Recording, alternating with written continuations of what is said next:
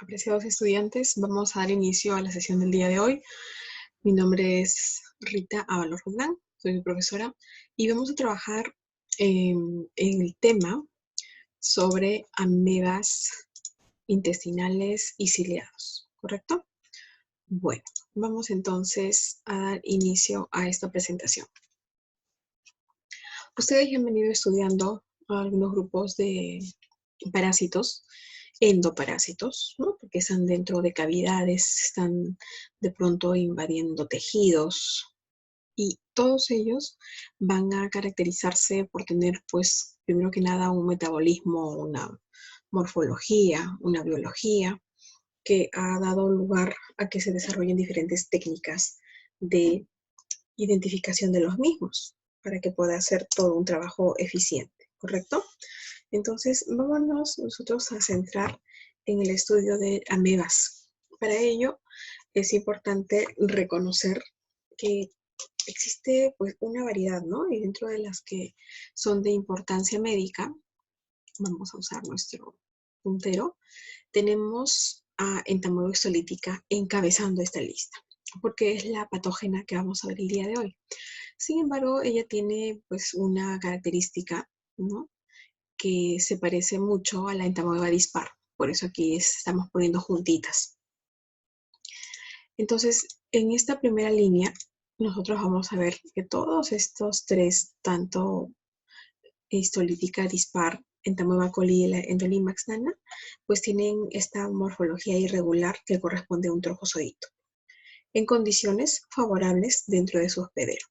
Pero cuando están en condiciones adversas, se transforman en estructuras de resistencia llamadas quistes, que son característicos de esta especie, ¿no? Para cada una de ellas. Lo mismo ocurre con las siguientes amebas, Entamoeba hartmanni, Iodomeba butchley y la Entamoeba gingivalis, que vemos aquí, tres trofozoitos. Trofo quiere decir comer, zoito, moverse. Entonces, este es un estadio vegetativo que se está moviendo, que se está reproduciendo y que se está alimentando. Entonces se mueve en la búsqueda de su alimento mediante la emisión de estos pseudópodos o falsos pies, en todos los casos donde hemos señalado trofozoitos, ¿correcto? Entonces se mueve, busca su alimento, por lo tanto puede tener vacuolas, como vemos acá en esta Iodomeba butchley, que pueden ser vacuolas digestivas, y organismo que come, crece. Organismo que crece, se reproduce. Salvo que nuevamente encuentre condiciones adversas y estos desarrollen los quistes. Muy bien.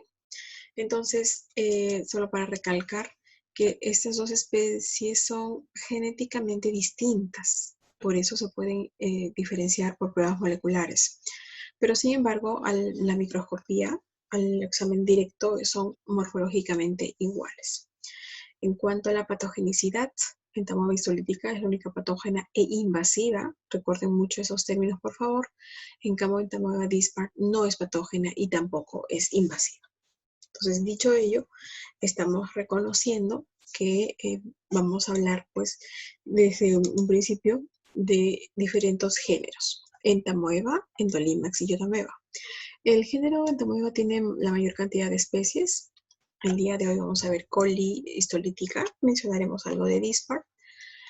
Y para el caso de las Endolimax nana y la Iodomeba butchley, que vendrían a ser otras especies, ¿no? Pero que no tienen mayor relevancia médica. Sin embargo, me están indicando que hay una contaminación fecal, ¿no? Entonces, un organismo muy resistente, inmunológicamente competente, no tendría ningún inconveniente de salud. Vamos con la amebiasis, o amibiasis, como lo pueden encontrar también en el libro de Becerril. La infección por Entamoeba histolytica viene a tener importancia porque puede ser no solo invasivo o es invasivo, sino que abarca un gran porcentaje de la población mundial, a nivel mundial. Entonces, cada año se reportan casos.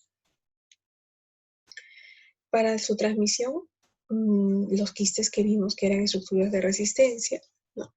Son eliminados en la materia fecal y si estos son básicamente descargados, ¿no? Directamente sin ninguna sanidad, llegan a los vegetales, llegan a los cuerpos de agua. Entonces, ellos pueden ser los vehículos de contaminación y transmitir esta enfermedad. En cuanto a la epidemiología, es importante que ustedes recuerden, es más, para todos los parásitos, lo que es un estadio infectivo, ¿no? El característico para la histolítica es el quiste tetranucleado. ¿Qué quiere decir ello? Si nosotros anotamos y dibujamos acá, pues vamos a reconocer que estos quistes van a ser circulares con una capita de resistencia, algo así, y vamos a ver la presencia de 4 núcleos. Estos núcleos son muy particulares, no solamente son puntos, sino que tienen un cariosoma y una cromatina. O sea, el núcleo en realidad tiene esta conformación externa, una conformación interna y quedaría algo así. Entonces, al microscopio, esto se tiene que revisar.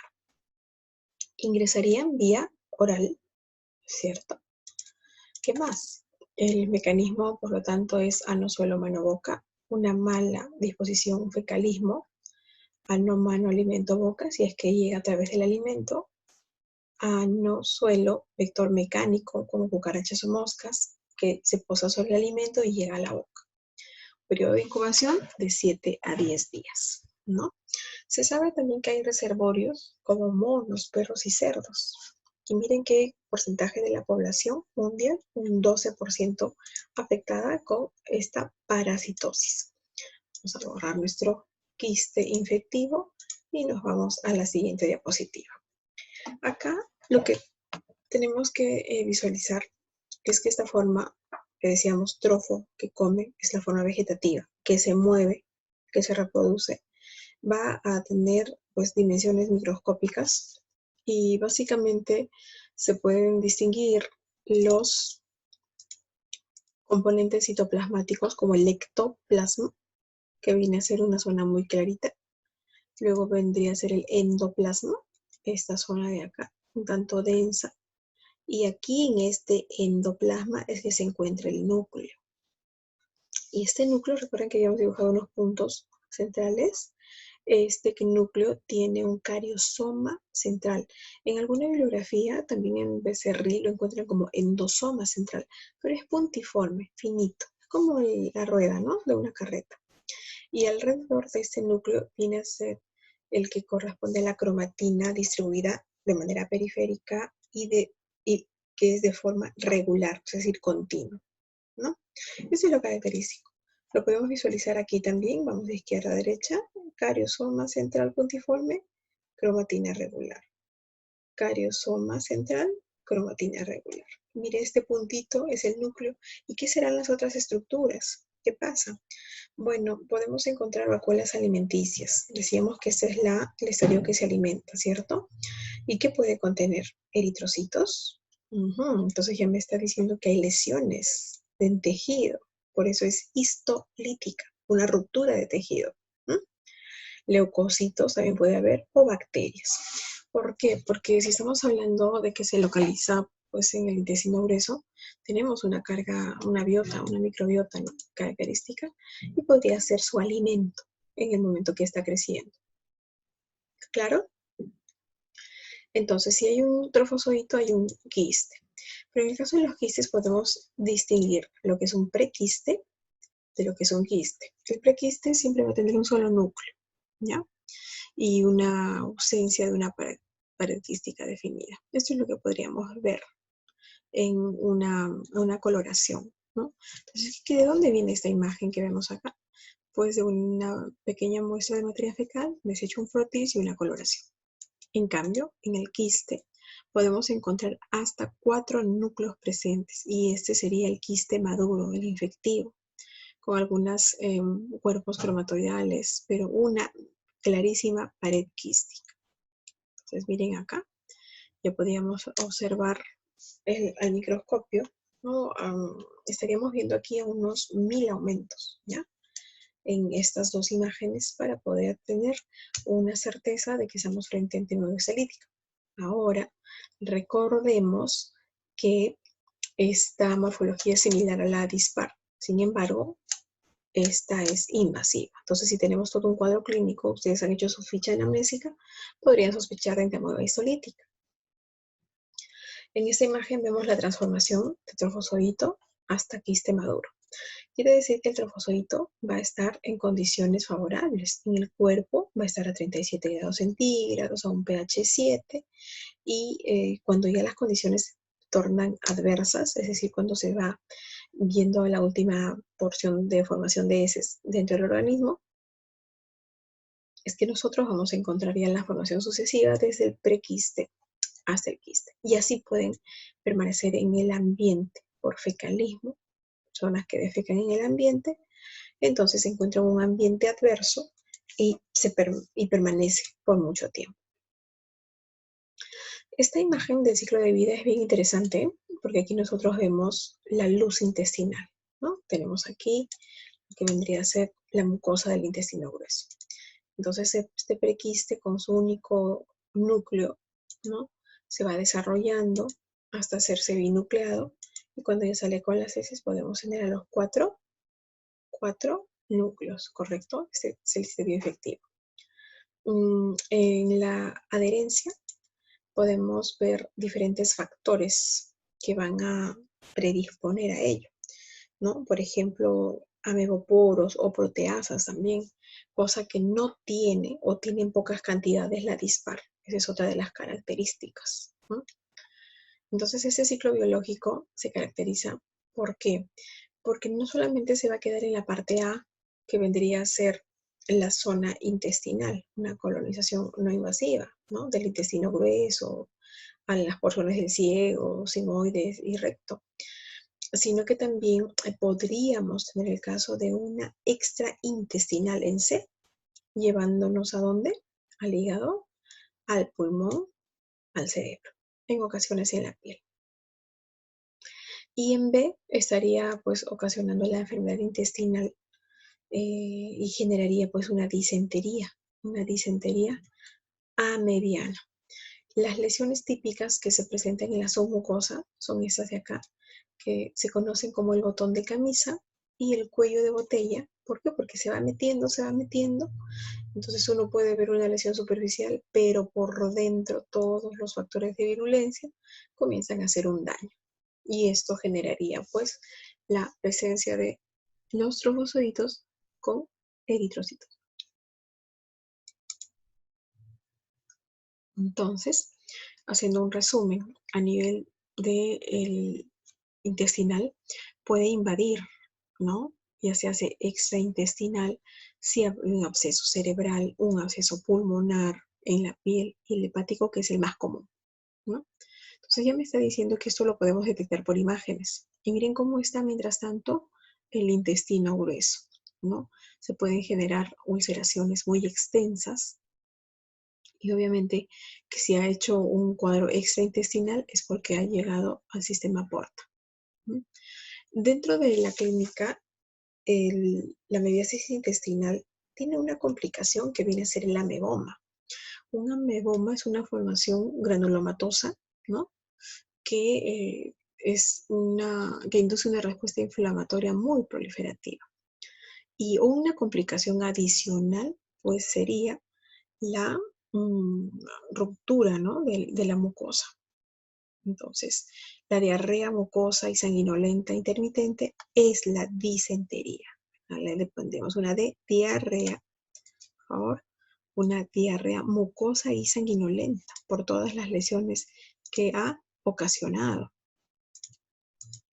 Entonces, esta diarrea, vamos a ponerle aquí una D, esa diarrea mucosa y sanguinolenta intermitente es característico.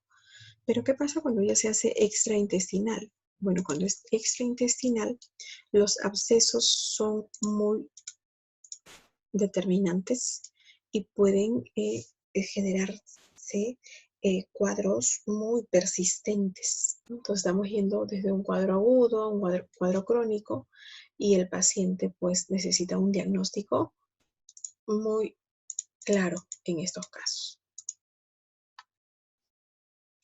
¿Qué más podemos decir? Miren, complicaciones amibianas extraintestinales. El absceso hepático es el más común, pero vamos viendo todo lo que puede ocurrir por el consumo de un solo quiste tetranucleado. Pueden ser muchos, pueden ser varios, ¿no es cierto? Pero llegamos hasta un taponamiento cardíaco, pericarditis y necrosis cerebral en algunos casos. Por ejemplo, si nosotros vimos acá, podríamos sacar a manera de análisis que existe un megacolon tóxico también. Y ese megacolon tóxico pues, puede llevar a una peritonitis. Entonces ustedes tienen que ser muy juiciosos, pensar muy bien en todas las complicaciones de una amebiasis extraintestinal, ¿no? Pasando por un intestinal por causas de ameba isolítica. Esta es una imagen donde estamos frente a un absceso hepático amibiano y existe una triada sintomática donde la fiebre, ¿no?, superior a los 37 grados centígrados dibuja este diagrama. La sudoración profusa y la leucocitosis forman la triada del absceso hepático. Como dijimos en un inicio, entonces se puede diagnosticar por imágenes. Y aquí, ¿qué es lo que vemos en este TAC? Absceso hepático que puede ser único o que pueden ser múltiples. Y esas son las lesiones que estarían ocurriendo en uno extraintestinal, ¿cierto? Muy bien. ¿Qué me indica ello? Que se debe hacer un diagnóstico diferencial. ¿Por qué? Porque la amebiasis intestinal por la entamoeba histolítica que causa disentería también podría ser confundida con una disentería bacteriana. En este caso estamos hablando de la Shigella, ¿no? Sin embargo, existen otras bacterias que pueden comprometer un cuadro similar, las colitis ulcerosas o la enfermedad de Crohn, colitis isquémica, tuberculosis intestinal y, por último, un cáncer de colon. Entonces, uno tiene que hacer todo un diagnóstico diferencial antes de llegar a una amebiasis intestinal amebiana, ¿no es cierto? O sea, por este protozoario.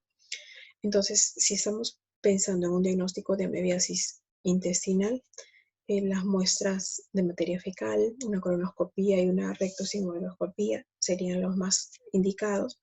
En tanto que si estamos hablando de una amebiasis extraintestinal, pues tenemos que recurrir a unas pruebas serológicas, ¿no? Un ELISA, un IFI, ¿no? Pero acompañado de la historia clínica, los antecedentes epidemiológicos y la imagenología, ello lo llevaría a usted a un buen diagnóstico. Medidas de prevención, por supuesto que existen.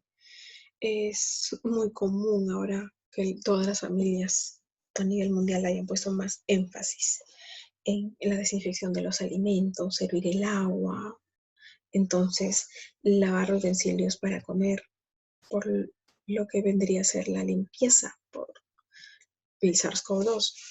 El no fecalismo, en la medida de lo posible, eso ya corresponde a las autoridades, ¿no?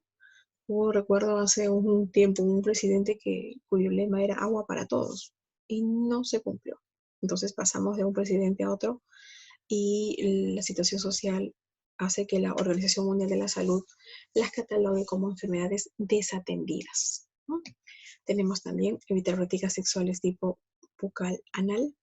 Las moscas pueden ser los vectores, claro que sí, como las cucarachas, vectores mecánicos. Lavado de manos antes de comer y después de ir a los servicios reforzados. Esto es lo básico con lo que ustedes deben llegar a los pacientes con la promoción y prevención. Recuerden siempre estas frases. ¿Por qué? Porque esta patógena, ¿no?, la patógena histolítica que tenía megaporos, que tenía proteasas, que se adhería fuertemente, ¿no?, pasamos a aquellas que no son patógenas, pero que existen, que uno los puede reportar. Una ameba en los intestinos me habla de un problema de fecalismo. Me dice que si la persona es sana, pues no le va a causar ningún daño ni malestar. Pero ¿qué sucede en los inmunocomprometidos o los que tienen defensas bajas o síndromes de mala absorción? Pues ellos sí serían su población vulnerable, ¿cierto? En medicina entonces es importante porque porque la morfología de algunas amebas, todos dicen, entamoeba-isolítica, y no es cierto. Mientras que esta es patógena, las otras son comensales, o sea, se pueden hasta prácticamente limitar solas. En el organismo, entonces, tenemos que reconocer que toda esa cantidad de metros intestinales no solamente albergan bacterias, sino también pueden haber protozoarios intestinales comensales. Uno de ellos vendría a ser la Entamoeba coli, que al igual que la isolítica también tiene trofozoito y tiene quistes, ¿cierto? Pero con una diferencia muy particular. Miren, en este trofozoito irregular, primero que nada, estos pseudópodos son gordos, son romos. ¿Mm? Y el cariosoma no es central, es excéntrico. Nos vamos a un costadito. Es grueso, más no es puntiforme, y la cromatina periférica es irregular, es decir, que dibuja espacios. Vámonos a una imagen coloreada, excéntrico, cariosoma, irregular. Mira, está lleno por acá, acá está vacío. Entonces, por tener un consumo de bacterias alto, también puede haber levaduras. Se dice que es un citoplasma un poco sucio, el citoplasma. Y teniendo el ectoplasma y el endoplasma, este trofozoito es muy fácil de distinguir. ¿Qué pasa entonces? Que estos movimientos van a ser lentos, ¿no? Por la presencia de pseudópodos anchos y cortos. El quiste, en cambio, va a tener una característica muy particular. Puede ser esférico, puede ser ovalado, ¿no? Vamos a presentar unos cuerpos cromatoidales, ¿no? Y los núcleos son varios. En isolítica llegamos hasta 4, pero acá podemos llegar hasta 8. Acá vemos una imagen en amarillo que muestra con el ugol, ¿no? Entonces estos vendrían a ser unos quistes maduros, y los inmaduros serían los que tienen 1, 2, 4, poquitos, ¿ya? Entonces esta cromatina periférica dispuesta de manera irregular es el patrón con su cariosoma excéntrico. Miren esos dos que bien se ven. Nos ayudan a diferenciar. Bueno, este es un ciclo biológico que resume a muchas de las amebas, donde el único hospedero es el hombre. Es un ciclo monoxénico entonces, pero ingresan los quistes. En el organismo van a proliferar los trofozoitos. Como decía, cotrofo que comen, se mueven por los pseudópodos y se van a dividir. El punto es que en la materia fecal nosotros podemos encontrar los dos. Entonces son de carácter diagnósticos. Por eso, en el ciclo del CDC, en este triángulo con I, vemos a los quistes y trofozoitos como los estadios diagnósticos, de diagnósticos en heces, y el I en infectivo, que serían solamente los quistes que sean maduros para toditas las especies. Entonces resumimos. I es infectivo, quistes.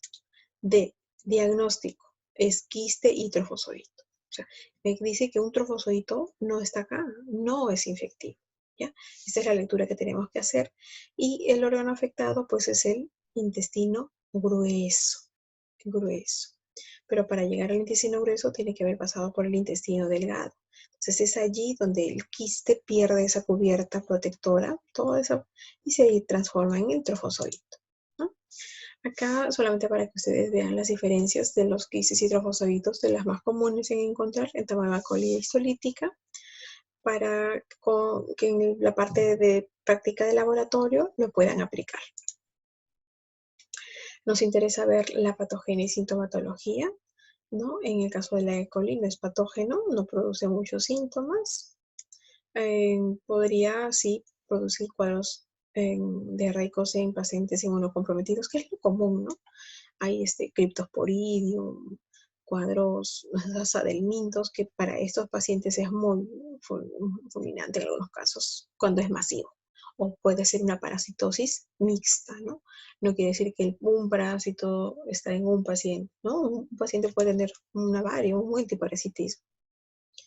Estos son los cuadros comunes que les pueden referir los pacientes, pero como se pueden dar cuenta, no existe como parte de este proceso inflamatorio y una etapa crónica sangre. No existe.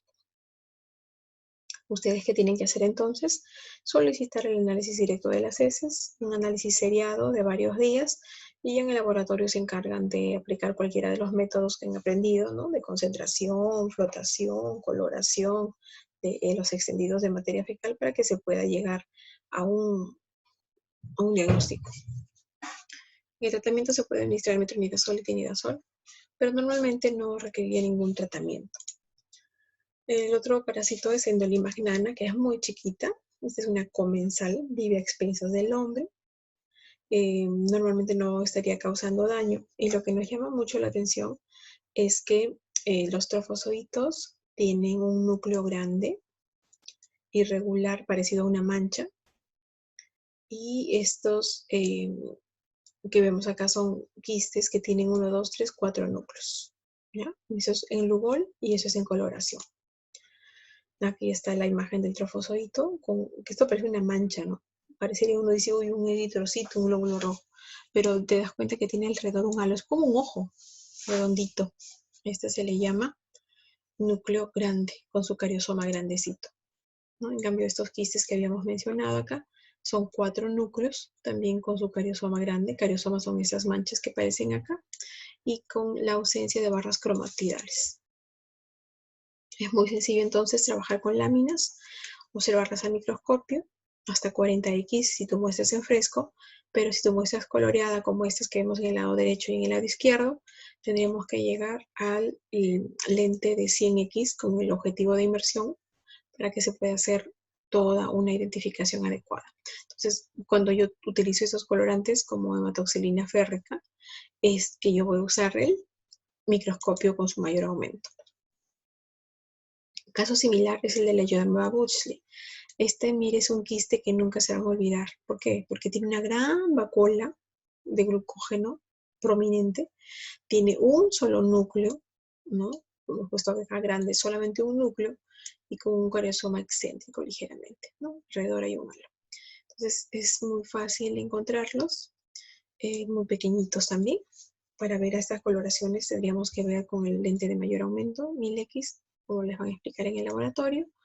Y esta forma ovalada, redondeada, amarillenta es lo que se ve hasta 400x con el microscopio y ha sido tratado con el Lugol.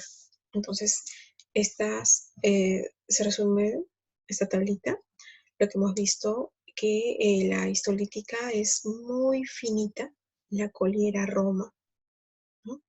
Mientras acá tenía un cariosoma puntiforme y aquí más grande, excéntrico, y acá central, acá tiene un cariosoma grande que parece una mancha, ¿no?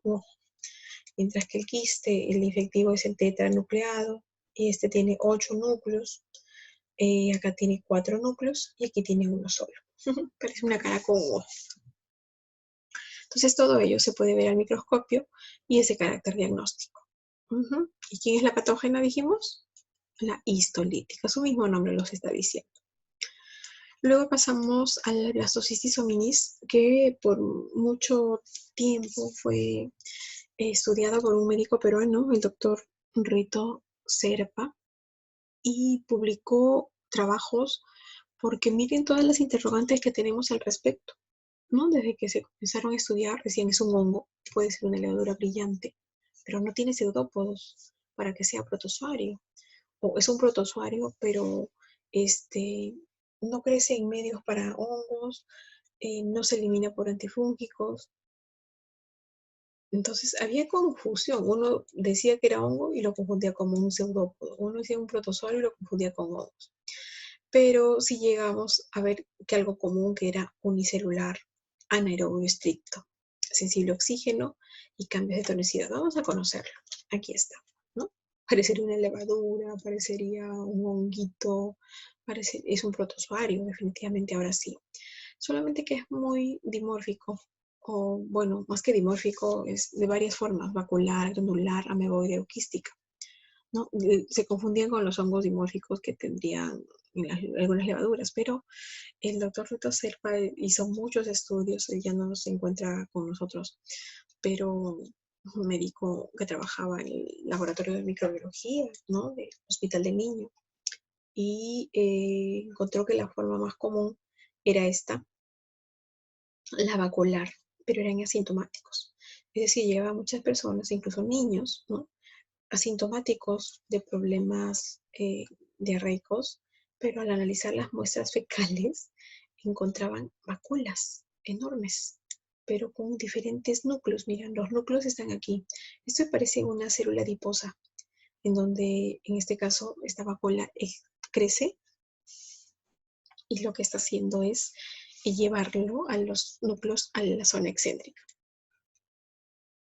A diferencia de la forma granular, que es intermedia, la forma ameboidea, también en pacientes así, en este caso sintomáticos, esta de acá, porque vemos una ameba, pero no tiene la característica histolítica, y la quística, con múltiples capas, ¿no? Entonces, por todo ello, eh, por su localización en el intestino grueso, se comenzó a estudiar, ¿no? Cómo se transmite, cómo son los quistes, qué es el estadio más común en encontrar, quiénes podrían ser los posibles reservorios, cómo se prolifera, porque una persona puede estar mucho tiempo con esta parasitosis sin dar síntomas. Entonces, los estudios epidemiológicos muestran que está presente en 25% de las muestras de pacientes. ¿Mm? Prevalencia de 5 a 20 en países desarrollados y en Perú, por ejemplo, de 60 a 80%, altísimo. También inmunocomprometidos. La patogenicidad todavía está por estudiar, no es muy determinante cuáles serían los factores de virulencia, sigue un área de estudio. Entonces, lo que sí se sabe es que las alteraciones gastrointestinales inespecíficas pueden llevar a diarrea, vómitos, dolor abdominal, decaimiento, ¿no? Esto sería en los inmunocompetentes, pero en los inmunodeprimidos es una diarrea crónica con compromiso de este estado general y pérdida de peso, ¿no? Entonces, jóvenes, ustedes tendrían que revisar muy bien cuál es la condición del paciente y ya saben el alto porcentaje, ¿no?, de prevalencia de blastocisis hominis en países en desarrollo.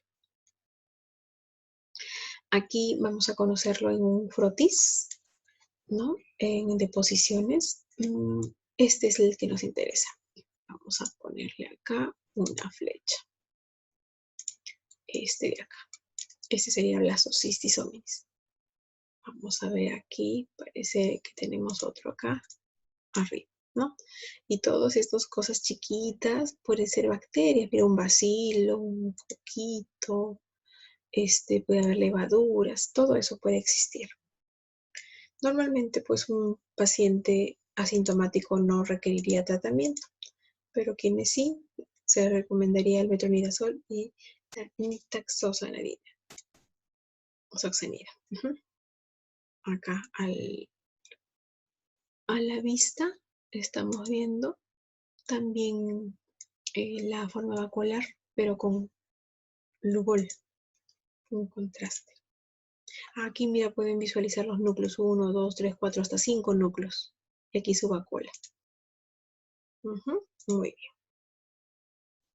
Medidas de prevención, lo mismo que en las amebas anteriormente mencionadas. Yo podría decirles, y bueno, hay que hacer un estudio de cómo ha disminuido el caso de parasitosis desde marzo, ¿no? Sería muy bonito visualizar todo ello. Pasamos ahora a Valentinum coli, que es el único ciliado patógeno. Es un protozoario ciliado, ya no tiene pseudópodos, se mueve por cilios, algunas proyecciones en su célula, y es comensal del intestino grueso del cerdo. O sea, se asocia también con el cerdo, pero en el humano sí es patógeno, ¿ya? Entonces, su sintomatología es muy parecida, pero la diferencia es que no produce lesiones extraintestinales. Quiere decir que no se va a ir al cerebro, al pulmón, al hígado, ¿no? Entonces, ¿quiénes son las personas que están en riesgo? El grupo de riesgo son personas en contacto con, muy bien, con los cerdos, ¿no? En mayor incidencia zonas tropicales y subtropicales. Nosotros, por nuestra ubicación geográfica, estamos en una zona subtropical. Lo conocemos en estos esquemas. Presenta dos estadios, el quiste y el trofozoito. Recuerden el quiste, siempre con sus pared quística de resistencia. Dibujará algunas vacuolas, un micronúcleo chiquito y un macronúcleo como riñón. En el caso del trofozoito es muchísimo más grande. Miren aquí los tamaños promedio. Pero aquí ya no hay esta pared quística, sino que los cilios se dejan ver como pestañitas en todo el cuerpo. Que tiene su macronúcleo arriñonado, su micronúcleo, que a veces no se puede ver al microscopio, pero este sí, es diferencial el carácter. Las vacuolas contráctil para que se mueva. Recuerda que ese es unicelular, se mueve, se reproduce, come todo. Entonces tiene una zona donde va a comer, que es el citostoma, y luego estas vacuolas le van a ayudar a digerir y eliminarlas por el citopigio. Que tiene entonces vacuolas alimenticias. Estas tendrían a ser, no son núcleos, los únicos núcleos son estos. Uno diría, wow, mira, es una histolítica con cilios. Por favor, no vayan a decirlo nunca. Esas son vacuolas alimenticias. Aparte que la histolítica sería puntiforme fina. Uno diría, oh no, es una coli. No, la coli es sí, pero no tan grande, ¿no? Entonces tenemos que visualizar muy bien. Ahora, ¿qué pasará con este patógeno? Vamos a ver. Primero que nada, en su ciclo biológico, este quiste que sale en la materia fecal y que puede llegar a los alimentos, es el infectivo. Miren su macronúcleo. Este se va a estar en el intestino delgado y va a estar en el intestino grueso, y ya como trofozoito quiste, ¿no? El trofozoito es el que se va a dividir por fisión binaria, y bueno, va a estar colonizando, colonizando, colonizando. Cuando estos trofozoitos están aquí en la luz del intestino, van a pasar a un proceso de gran replicación o división binaria y transversa, ¿no? Y luego generarían los quistes cuando ya va a salir la materia fecal. Entonces acá hay un proceso de deshidratación y así es como sale. Las formas clínicas pueden ser diarreas con o sin moco y sangre. Hasta ahí se parecería a la histolítica. Náuseas, vómitos, anorexia, cefalea. Disentería, claro que sí. Dolor abdominal, tenesmo, pujo y úlceras. La sintomatología es toda ella. Y puede haber una complicación. ¿Cuál es? Una perforación intestinal. Me llevaría a una colitis fulminante, ¿ya? Entonces, por eso se dice que es el único ciliado patógeno del hombre, que si permanece mucho tiempo, coloniza, se reproduce, come, crece, no se hace nada, puede llevar a una perforación.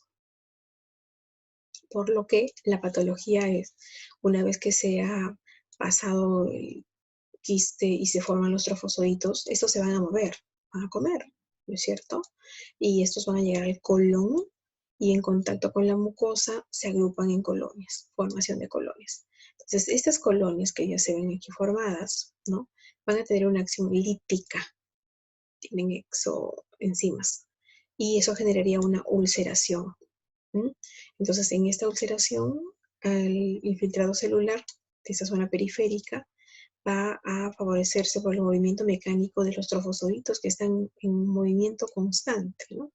Y la secreción de hialuronidasa. Por lo que estas úlceras redondeadas, ovales, van a tener pues un fondo necrótico y pus.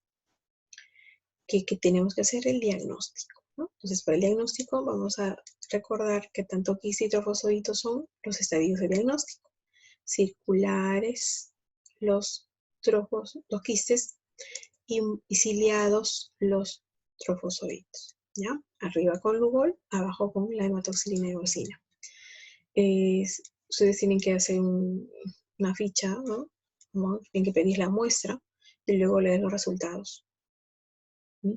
Entonces, este examen parasitológico es facilísimo. Aquí ven las imágenes. En caso extremo, pues unas biopsias de úlceras. Y es importante hacer el diagnóstico diferencial con la mebiosis o mebiasis de la histolítica. la disentería baciliar, la shigella y una colitis ulcerativa. O sea, que tienen trabajo, ¿correcto? ¿Por qué? Porque no se pueden estar ustedes confundiendo. Si es una ameba, no va a ser lo mismo que un ciliado.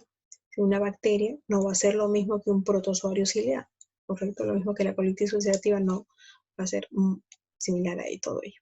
Entonces, jóvenes, existen medidas de control. Otra vez volvemos. La labor primaria va a ser de promoción y prevención.